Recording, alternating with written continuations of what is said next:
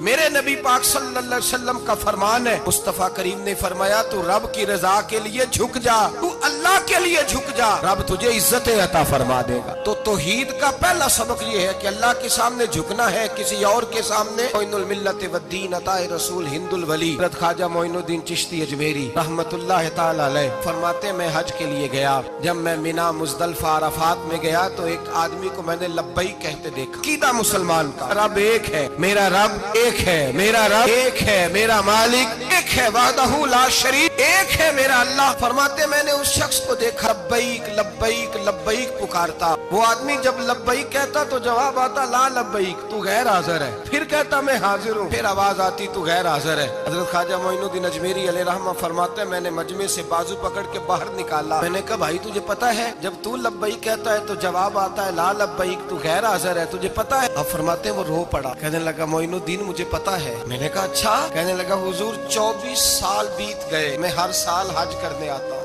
یہ میرا 24واں حج ہے، اور ہر سال آ کے کہتا ہوں لبیک لبیک، میں مصطفیٰ کریم کا وسیلہ لیے حاضر ہوں، لبیک لبیک۔ یہ بے نیاز ہے، ہر سال مجھے کہتا ہے لا لبیک، نہیں تو غیر حاضر ہے، ہر سال کہتا ہے۔ خواجہ صاحب فرماتے ہیں اس کی بات سنی تو میرے وجود کے رونگٹے کھڑے ہو گئے۔ میں نے کہا پھر تو ہر سال آ جاتا ہے، ہر سال ہی آ جاتا ہے، 24 سال ہو گئے ہر سال۔ فرماتے اس نے توحید بیان کی تو میری چیخیں نکل گئیں، میدان عرفات میں کھڑے ہو کس نے توحید کا اعلان کیا تو میرا وجود تڑپنے لگا، آہیں اور سسکیاں نکلنے لگیں۔ کہنے لگا معین الدین ایک ہی تو رب ہے، یہاں نہ ہوں تو کہاں جاؤں، تو کوئی اور رب بتا دے میں وہاں چلا جاتا ہوں، اب ہے ہی ایک، کہیں اس کے دروازے پہ رکھے تب بھی ٹھیک ہے، نہ رکھے بھی اس کی بے نیازی ہے یہی، کہاں جاؤں، اس کے دروازے پہ جھکوں، یہی میرا مالک، یہی میرا خالق، یہی میرا رازق۔ خواجہ صاحب فرماتے میں وہاں کھڑا تھا، عاطف غیب سے آواز آئی معین الدین تو پیچھے ہٹ جا، یہ میرا اور میرے بندے کا معاملہ ہے، تو اس کے بیچ نہ آ،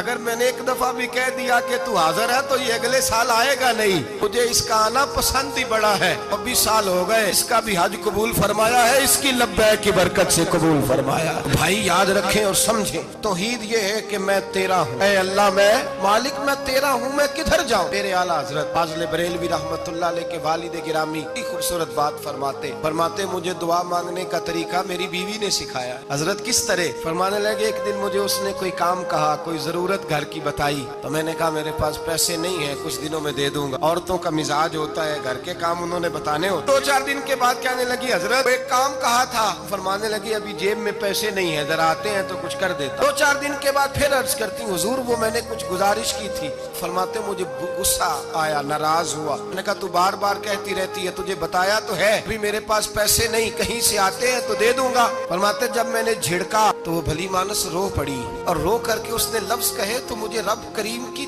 توحید سکھا گئی اور مجھے اللہ سے مانگنے کا طریقہ بتلا گئی۔ وہ کہ کہنے لگی حضور آپ ہی تو میرے خامند ہیں، بتائیے آپ سے نہ کہوں تو میں کس سے جا کے کہوں، کون ہے میرا اور کس سے جا کے کہوں؟